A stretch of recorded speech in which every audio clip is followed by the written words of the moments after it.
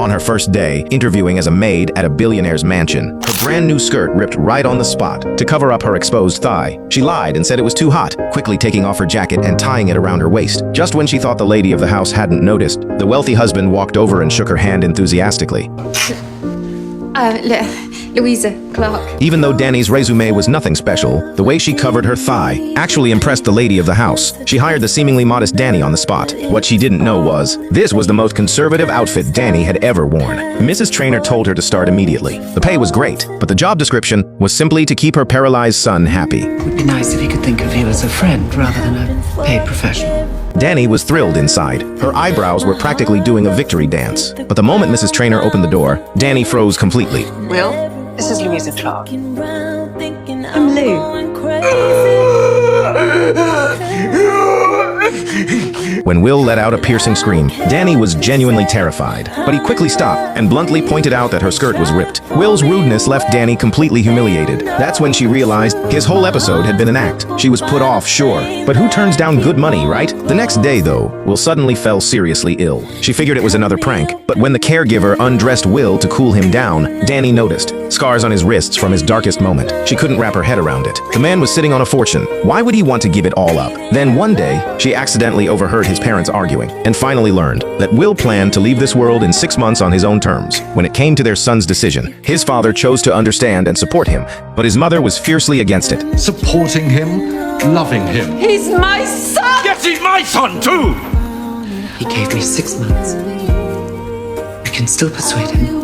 And do you think the pretty waitress is going to do that? That's when it finally clicked for Danny, why her contract was only 6 months long. Because that was all the time Will had left. Danny couldn't stomach a job that was basically escorting someone to their final day. But every time she came home, she talked herself into sticking it out. Her dad was unemployed. Her mom was home looking after granddad. Her unwed sister had a baby, but still wanted to finish college. The weight of supporting 5 people fell squarely on her shoulders. When Danny told her sister she wanted to quit, Trina was completely against it. Struggling with tuition fees herself, she urged Danny to hold on to this well-paying job. Now that the school had a nursery, this was her chance to change her life. For her sister and her nephew, Danny decided to keep going. So the next day, she ditched the professional look and dressed as herself again. After the handover with the caregiver, it was just her and Will alone in that massive house. Sometimes Will would lock himself away, drowning himself in loud heavy metal music. Other times he'd just stare out the window in silence. Determined to do her job right, Danny tried to make conversation with Will, but the moment she opened her mouth, he shot her down with sarcasm. Here's what I know about you, Miss Clark. My mother says you're chatty. Can we strike a deal whereby you are very unchatty around me? Danny hadn't expected this guy to be so impossible to deal with. No wonder he'd already driven away 4 caregivers before her, but just putting up with it wasn't going to cut it, because her job was to make Will happy. So she played to her strengths and showed up every day dressed to the nines. Some days she looked like a chameleon in heat. Other days it was more like a country fashion show. Her bold fashion choices earned nothing but eye rolls from Will. Danny stumbled upon photos of Will from a few years back. Back then he was full of life, crazy about extreme sports. But now look at him. That devastating contrast had taught him to hide behind an aggressive, cutting attitude.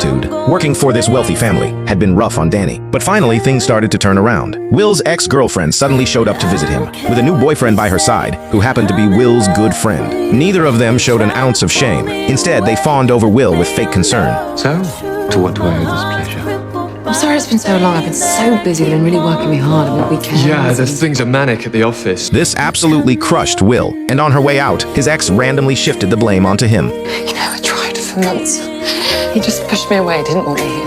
You know, you can only help someone who actually wants to be helped. After she left, Will rammed his wheelchair into their framed photo, knocking it over. It was the only way he could lash out. Watching him in pain, Danny felt a storm of emotions. She told her boyfriend about it, but he wasn't surprised at all. You can't blame her. Are you really saying that you'd stick around with me if I was paralysed from the neck down? Of course I would. Well, I don't want someone to stay with me out of pity.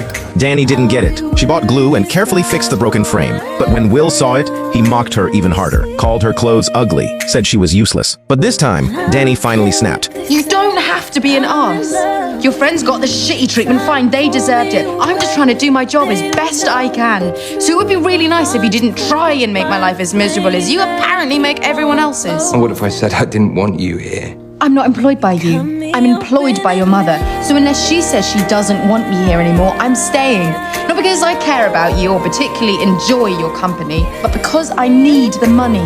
Danny's courage earned her his respect. From then on, Will stopped bullying her and became genuinely curious about this remarkable girl. He invited Danny to watch Game of Thrones with him. It sounded like a bossy demand, but it was really his way of making peace. While Danny was glued to the screen, he secretly watched her reactions. We all want our friends to genuinely enjoy the interesting videos we share with them, and Will was no exception. From that day on, they found common ground. They gradually opened up to each other, talking about everything. Turns out the moody rich kid was actually pretty easy to get along with. Turns out the goofy, carefree guy was actually kind of adorable. Will's mother was delighted to see the change in her son. Even the caregiver said in amazement, "I haven't seen him smile like that in ages." Winter came quickly. Snow was falling outside. Even a minor cold sent Will into a raging fever, because his body couldn't regulate temperature through sweating. The pneumonia that followed was agonizing for him. Danny, too worried to leave, stayed by his side all night. She'd planned to look something up on his computer, but stumbled upon the life Will once had. He'd been strikingly handsome, ripped with a six-pack, a self-made fortune before 30, the definition of someone who had it all. He tried every extreme sport out there, and was better than everyone at it. You could say he had the perfect life. But fate had other plans. A motorcycle accident damaged his spinal cord, leaving him quadriplegic from the neck down, unable to even control his own bodily functions. Learning all this, Danny's heart ached for Will. Then he woke up and smiled at her. Seeing that he was feeling better, she was about to leave, but Will asked her to stay, even if it was just to talk for a while. So, completely off-key, she sang a lullaby her dad used to sing to her as a child. She told him about a gift her mum once gave her favorite pair of bumblebee striped tights. Sadly, you couldn't find them anywhere anymore. That night they talked about everything. Danny's optimism was contagious, and gradually a smile found its way back onto Will's face. From that point on, they were no longer caretaker and patient. They had become true friends. Will asked Danny curiously where she'd picked up such a unique sense of style. She admitted she'd actually been accepted to the University of Manchester to study fashion design, but due to her family and pregnant sister, she had to give up her studies and ended up working at a dead-end cafe for 6 years. Even Will felt sorry for her. You need to widen your horizons, Clark. You only get one life. It's actually your duty to live it as fully as possible. Not being able to chase her dream was a wound Danny kept buried deep inside, so she changed the subject and told Will it was time to shave. With a little encouragement, she personally shaved off that scraggly beard he'd had for years. When his clean face emerged again, Danny found herself staring at him a little too long, because honestly, the man was really quite handsome. You've got a funny look on your face. Please don't tell me you shaved off my eyebrows. Only the one. Because of her, the defeated look on Will's face had faded away. But then one day, Danny accidentally overheard Will talking with a visitor. It turned out that the clinic in Switzerland had already approved his application for the final procedure. Danny was devastated, feeling like all her months of effort had been for nothing. She went to her sister, heartbroken, and said she really couldn't go back to work anymore. It was basically watching Will give up on life. But her sister told her, if this is really what Will wants, why not make the time he has left truly special? Make him fall in love with life again. Bucket list. Show him how good this time can be. Take him places. Make him laugh. But Trine, what if that list could do more than that? What if it could make him change his mind? Fueled with renewed purpose, Danny dove into books and online research, eventually putting together the perfect plan. She asked Will's parents for their blessing. Sports, concerts. I'd love to see him do any of these things. Okay. Well, Louisa, if you can get me a schedule, I'll see if I can shift things around in my diary. No. Let him do it for himself. Will needs to be allowed to feel like a man. With his parents' support, Danny studied late into the night. Time was running out. First up on the itinerary, the horse races. She fibbed that the caregiver had never been to the races and invited Will to join them. But the moment they arrived, Will's wheelchair got stuck in the mud. Social butterfly Danny immediately flagged down some blokes to help, leaving the socially awkward Will dying of embarrassment. There we go. Brilliant. Thank you so much. Thank you. Oh, guys, we're here. It's going to be fun. Before the race started, Danny had her eye on a horse. Will told her that horse would definitely lose. It looked defeated. Its coat was dull. But Danny trusted her gut. Yeah, well, I like him. Sometimes you just have to go with your gut. I'm going to go and place my bet. When the race began, every horse bolted out of the gate, except Danny's pick. I know, man. Apparently having a day off. No, 8 o'clock looks like it's just not good to get him going. Well, the rest of the wheels are there. Make no way straight to the track of space. I can check for otherwise. That evening, back home, Danny pulled out 2 tickets, hoping Will would go with her to a Mozart concert. She said she'd never been to anything this fancy before, and begged Will to do her the honor. I bought the tickets a week ago. You can say no. There's no chance of Jay-Z. Sadly, his tickets had just sold out. Mozart it is then. Will played it cool on the outside, but inside, he was over the moon. On her sister's advice, Danny slipped into a red dress she'd never worn before. Lose the scarf. The scarf, why? If you're going to wear a dress like that, Clark, you have to wear it with confidence. Only you, Will Trainer, would tell a woman how to wear a bloody dress. As the two of them entered the concert hall, they looked like a couple on their way to the altar. That's when Will felt something poking his neck. Turns out she'd forgotten to cut the tag off. Without caring about the stairs around them, Danny just bit the tag right off. Got it.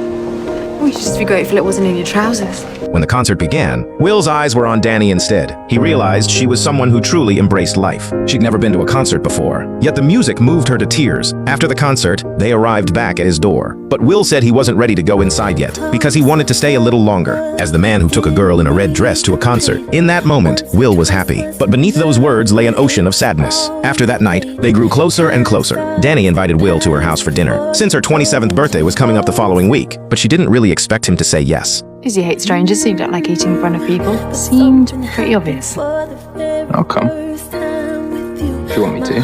On the day of the party, Will's arrival sent everyone into a buzz of excitement. Danny's dad momentarily forgot Will was quadriplegic and actually stuck out his hand for a handshake. Oh, I'm sorry. I didn't. A courtesy will be fine.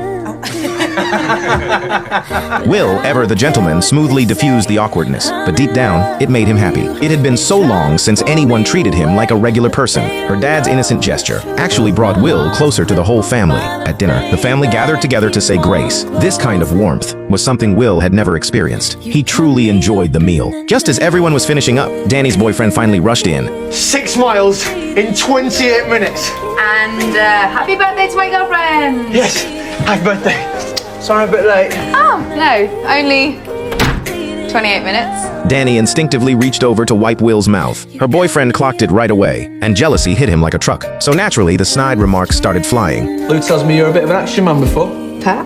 I bet if we got you on a really good fitness regime. You know, there's actually a Swedish study about how you can train muscles to remember. Well, I'm just trying to. Yeah, well, don't. I'll bear it in mind. Thank you. After Danny blew out the candles, her dad thanked her on behalf of the whole family. I don't know what we would have done without you this past year. And Will, thank you for employing her. Someone had to. Hey! Pleasure's all mine. Granddad brought out his lovingly prepared gift, a thick scrapbook documenting Danny's whole life. Then her boyfriend seized the moment to present his gift too. She opened it up, a cheap necklace with his own name, Patrick, engraved on it. Finally, Will said he had a gift as well. Her boyfriend squirmed uncomfortably. Oh my god, I don't believe it! What? Where did you get that? It's a secret. Tights. Only the best pair of tights ever! Oh, I'm gonna go try them on. You could tell. Danny absolutely loved it. Her eyebrows were practically flying off her face. Will had a wonderful time that night, but he still couldn't resist getting one last dig in at Danny's boyfriend on his way out. Patrick, thank you for the fitness advice. Just helping my girlfriend get the best out of her job. Oh, you're a lucky man. She certainly gives a good bed bath. Shortly after, Will arranged through his family's company to get Danny's dad a supervisory position in a castle restoration project so she could finally pursue what she wanted without constantly worrying about making ends meet. Yeah, but it's just the timing. It's just a bit... It's good.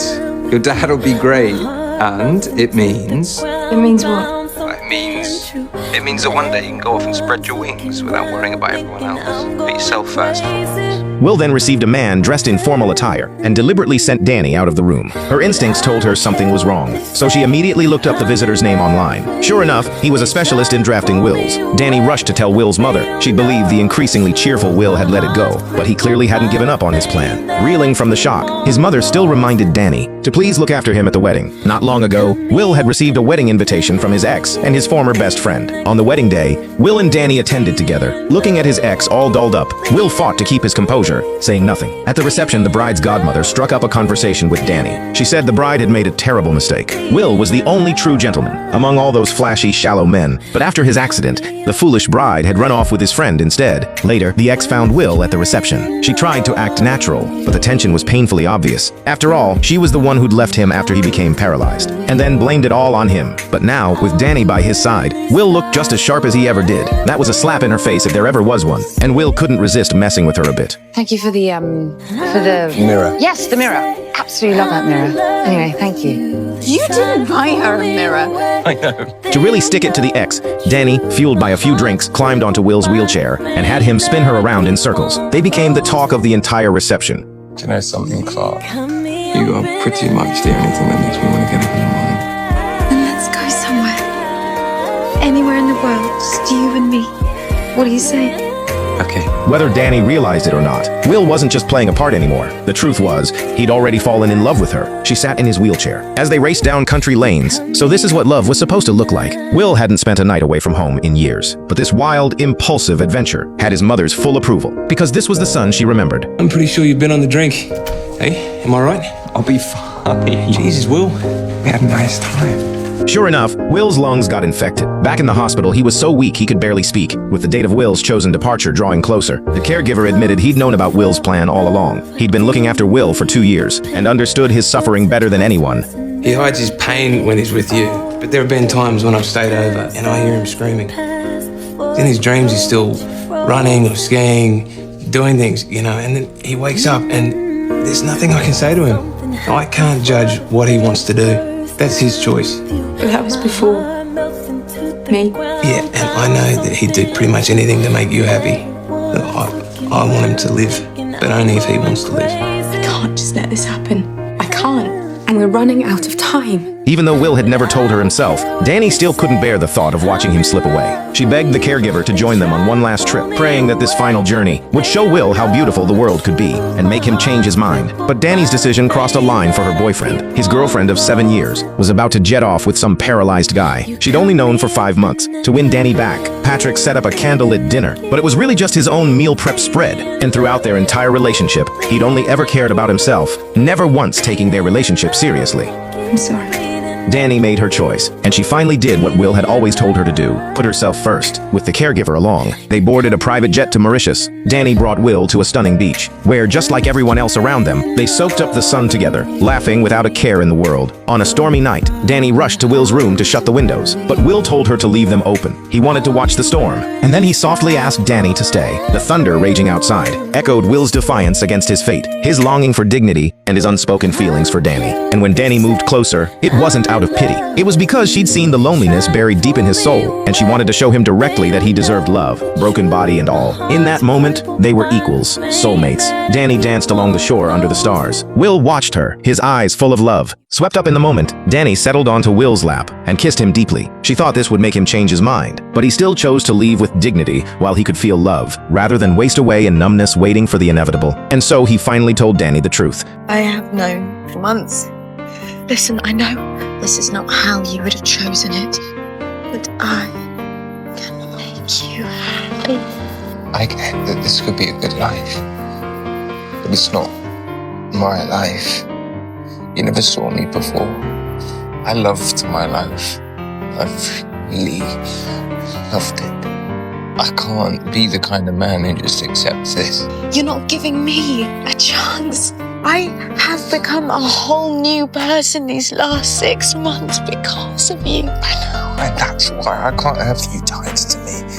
I don't want you to miss all the things that someone else could give you. And selfishly, I don't want you to look at me one day and feel even the tiniest bit of regret or pity. I would never think that. You don't know that. I can't watch you wandering around the annex in your crazy dresses, not be able to do. I can't live like this. Please, Will. Please. Shh. Listen, this. Tonight, being with you is the most wonderful thing you could have ever done for me. But I need it to end here. No more pain and exhaustion and waking up every morning already wishing it was over. It's not going to get better than this. The doctors know it, and I know it. When we get back, I'm going to Switzerland. So I'm asking you if you feel the things you say you feel. Come with me. I was changing your mind. Nothing was ever going to change my mind. Don't say another word. You were so selfish. I tore my heart out in front of you, and all you can say is no. I wish I had never taken this stupid job. I wish I had never met you.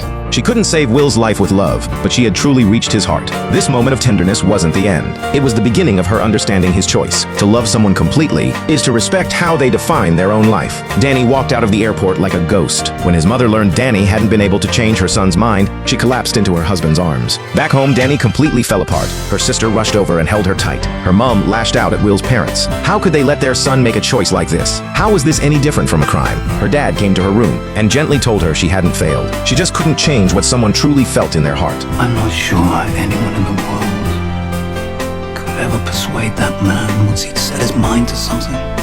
You can't change who people are. And what can you do? You love them. No one could have done more than you. You have a heart as big as that castle, and I love you for it. Call them. You still have time. With her sister by her side, Danny rushed to Switzerland. Call it fate. But Danny made it just in time to see Will one last time. He asked her to open the window. He wanted one final look at this beautiful world. Look at me. Please, look at me. I can't. Tough. I need to see that face. Even if it is all pink and blotchy. You really are the most impossible man, Trainer. And the world will definitely be a better place without me. No. No, it won't. Will you stay?